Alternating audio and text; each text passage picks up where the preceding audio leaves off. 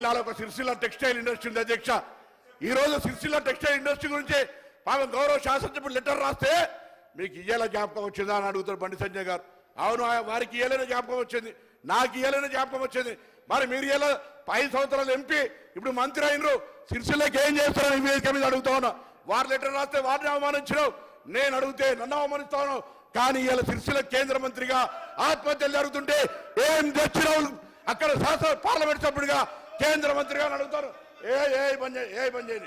మంత్రి కాదు సార్, నేను ఒక బలహీన వర్గాల బిడ్డానని అహంకారంతో ఏ అంటే మాత్రం ఊరుకోను, జాగ్రత్త అని చెప్తాను. నిన్న విధంగా చాలా మంది ఏదో ఎక్కడి నుంచో గాలికి వచ్చాను పద్ధతి కాదు. హరీష్ రావు గారు జాగ్రత్త, హరీష్ గారు, హరీష్ బాబు ఏ అంటే వాడు ఊరుకునేది దయచేసి సభా సాంప్రదాయాన్ని నా గౌరవాన్ని కాపాడాల్సిన అవసరం ఉంది. నేనేమడుగుతున్నా అధ్యక్ష, ఈ రోజు నా సిరిసిల్ల చేనేత కార్మికులు ఆత్మహత్యలు చేసుకుంటున్నారు. సిరిసిల్ల చేనేత కార్మికులు హరీష్ గారు మీ సీట్లో కూర్చోండి, మీరు పోయి మీ సీట్లోకి వెళ్ళి కూర్చోండి. మీరు పోడియంకి వచ్చేస్తున్నారు, మిగతా సభ్యులు పైకి పోతున్నారండి. మీరు సభలో ఇది కొత్త సభ్యులు, మీరు కూర్చోండి, మినిస్టర్ గారు మాట్లాడండి.